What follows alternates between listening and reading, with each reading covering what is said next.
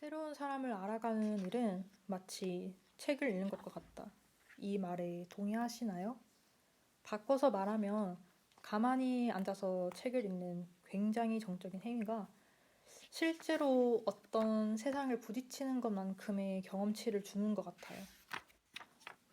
저는 성인이 되고 나서 이르지 않은 나이에 처음으로 제 모국어 이외의 언어에 푹 빠졌어요. 그러면서 그때까지 어떤 제 테두리 밖에 전혀 다른 종류의 경험이 제 세상에 들어오게 됐고, 그때 처음으로 사람을 알아가는 일이 내 세계를 확장시켜 준다는 걸 알게 됐어요. 그 전까지 저는 사람 만나는 일은 낯설어서 불편했었거든요. 근데 이제 늦바람이 무섭다고 거기에 재미를 붙이니까 더 많은, 더 새로운 경험을 하고 싶어서 여행도 정말 많이 다녔고, 내가 모르는지도 몰랐던 세상의 부분들을 항상 너무 알고 싶어 했어요. 그런 시간들을 보낸 후에 최근에 제 개인적인 상황의 변화로 또 이 바이러스로 직접적인 경험이 줄어든 요즘 같은 시기에 제가 새삼 책 읽기에 다시 재미를 느끼고 있는 게 되게 필연적이었다고 느껴져요. 저는 책은 뭐 말할 것도 없고 뭔가를 읽는 걸 즐겨본 지 되게 오래됐거든요.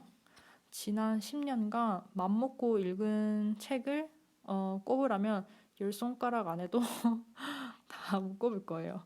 그래서 뭐 유명한 작품 작가 그런 건 잘 모르지만 어릴 때 도서관에 가는 걸 좋아했던 습관이 있어서 그런지 늘 뭔가 잘 안 풀리거나 알고 싶은 게 있으면 보통 이제 먼저 도서관에 가서 책을 좀 뒤적여 보는 편이고, 어디 한 가지에 꽂히면 그 내용이 전하는 메시지에 좀 푹 빠져서 혼자서 엄청나게 아마 감상에 젖어하는 편이에요.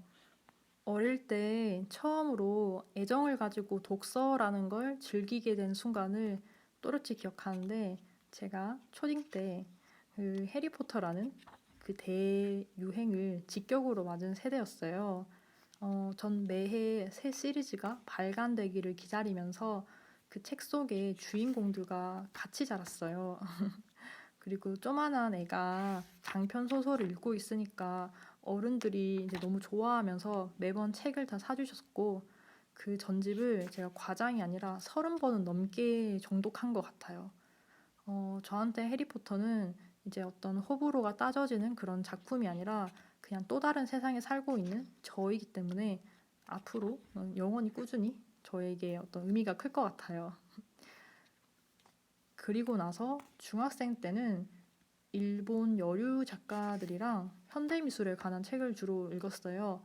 미술은 제가 어릴 때부터 꾸준히 좋아하던 분야였고, 그 당시에 에쿠니 가오리, 요시모토 바나나 같은 작가들이 유행이었던 것 같아요. 그리고 요시모토 바나나 같은 경우에는 그 책의 사파로 또 제가 되게 좋아했던 나라 요시토모라는 어, 유명한 일본 팝 아티스트의 그림을 자주 썼었는데, 그래서 그 그림을 소장하고 싶어서 책도 몇 권 가지고 있었어요.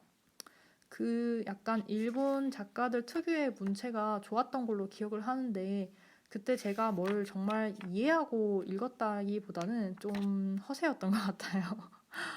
왜냐하면 그 당시에는 요즘이랑 다르게 일본 음악, 영화 그런 것들이 좀 힙한 이미지였거든요.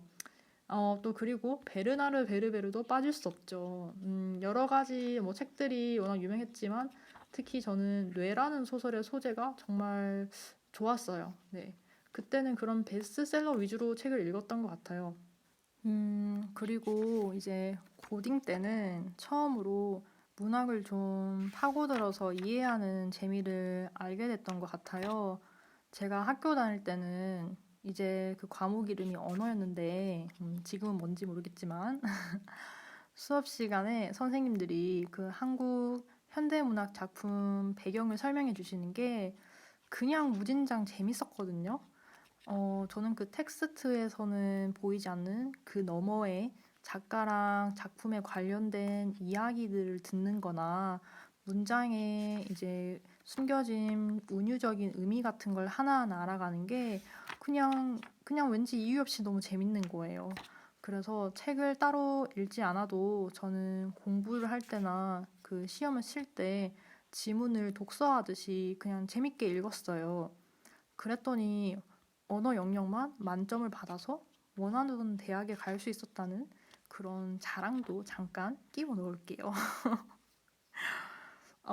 아무튼 전 지금도 책뿐만 아니라 그 영화든 어떤 매체든 그거 자체를 즐기는 것보다 거기에 담긴 세계관이라고 하나 그런 걸 이렇게 파고드는 해석이나 설명 듣는 걸 훨씬 더 좋아하는 것 같아요. 그리고 이제 성인이 되고 나서는 주로 문학 작품보다는 어떤 정보를 얻으려는 독서를 주로 했어요.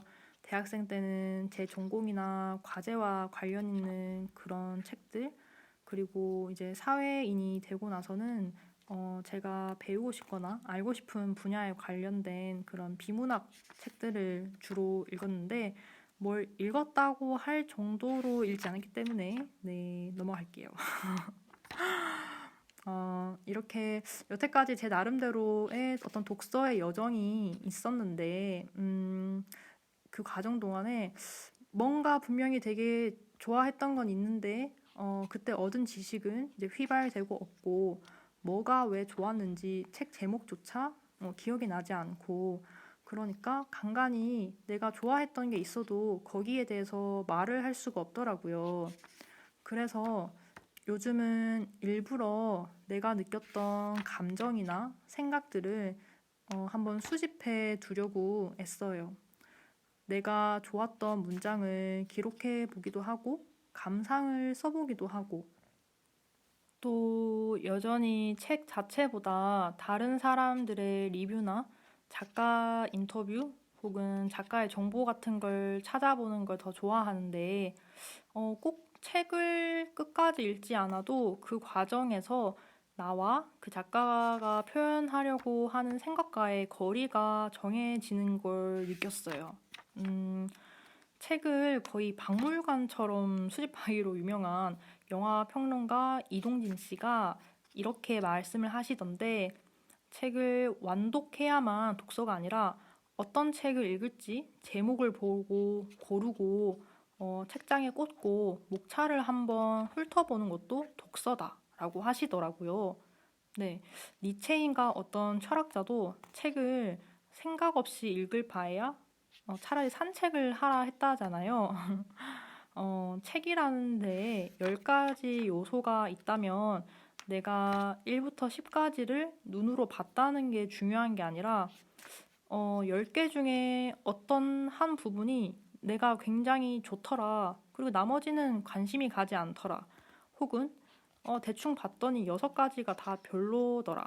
이렇게 내가 어떤 생각을 가지고 어떻게 반응하는지에 대해 알아가는 게 더 중요한 포인트인 것 같아요.